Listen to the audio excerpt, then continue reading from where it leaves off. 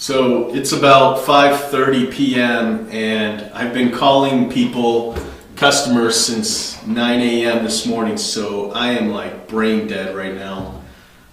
Basically, I'm calling everybody to see if they want us to put them back on the mowing route this year. So I'm calling all my previous mow customers only. I'm not calling like my previous spray customers or customers that just needed sprinkler repairs. I'm only calling the customers that we mowed their lawns last year. And so today I think I got about 35 confirmed that want us to go back. That's pretty awesome.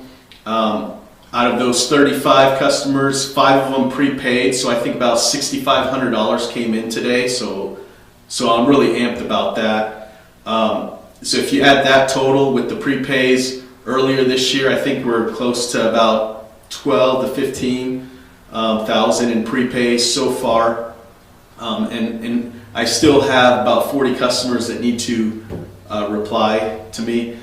So the ones that I couldn't get a hold of today, I called them, or I left them a message by email saying to reply to this email if they want to be put back on the list for mowing, and so emails have been trickling in today with customers saying, yeah, add me on the list, or can I still prepay for the whole season? So that's looking really good. So with the customers that I already had confirmed, plus the ones that confirmed today,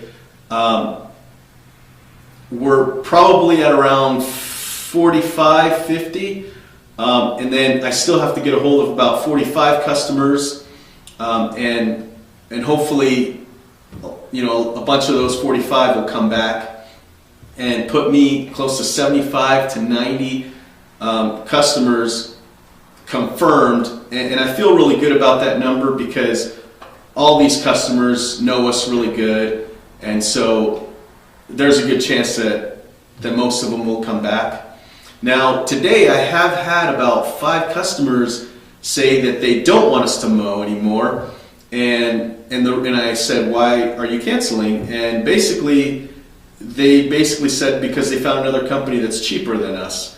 And so when a customer tells me they're leaving because of price, it doesn't really bother me that much. I mean, yeah, I feel a little bad, of course, but I don't feel like I did anything wrong because I feel like we're priced where we need to be, and we have reliability, quality, and consistency that I feel most other providers in my area just don't have.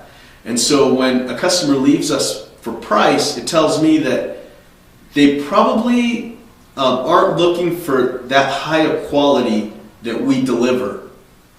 They're probably, not so worried about, what their neighbors think of their lawn or what they think of their own lawn. They just want it cut, and that's fine. I mean, that's great. So it just doesn't really bother me that much. What does bother me is when a customer says they canceled because, we're leaving scalp marks in the lawn, or we're just not cutting it right, or we're banging on something that's hurting their property, or we're clipping their trees, or whatever. Those things really bother me. And when a customer cancels because of that, I do whatever I can to make it right with a customer. Sometimes you just can't make it right, too much, too little, too late kind of thing. But again, with price, doesn't really bother me. To be honest, a lot of customers, 5 out of 10 customers, when they leave me because of price, most of the time they come back because we do offer a lot of other services that the cheaper guys don't offer.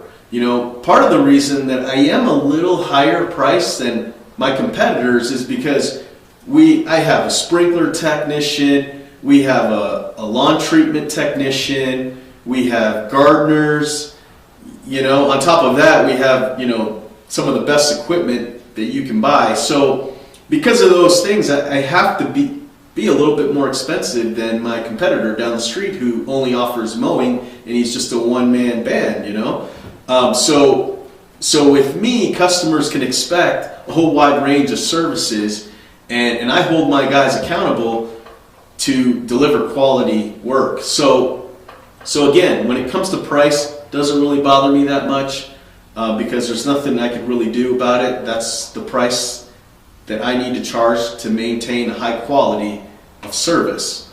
So anyway, again, today we had about 35 confirm. I've still got about 45 customers that I need to get a hold of. And so if I can start the season with 70 to 90, I'll be in really good shape. Last year we had about 150 weeklies. During the peak season we had, sometimes we were hitting 160, 165.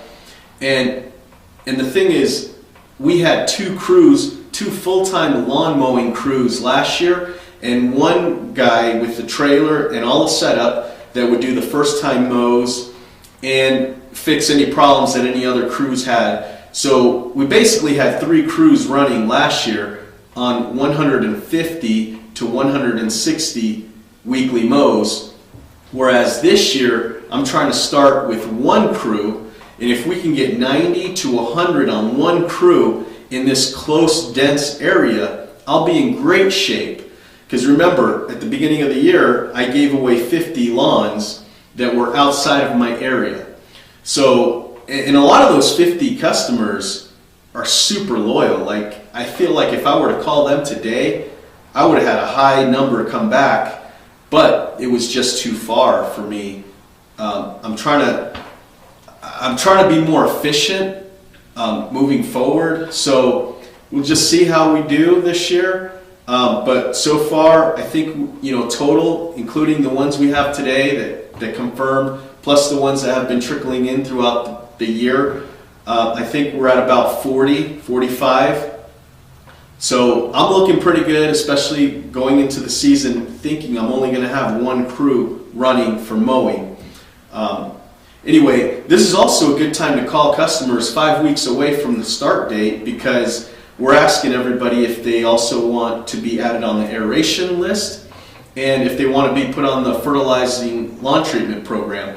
So we're getting a lot of customers, not only for mowing but for the lawn treatment and aeration. So that's going to get us going here pretty soon. In fact, I've got somebody scheduled to work tomorrow, and they're going to have a full day of aerations and a power raking, which I may actually make a video of the power raking, because that's something that everybody should look into when they're thinking about starting a lawn care business. It's super healthy for the grass and the lawn. So anyway, that's what I was doing today, calling everybody, and I'm glad the day's almost over. It's almost 6 now. I'm about to call it quits for the night and then get back on the phone tomorrow at 9 a.m.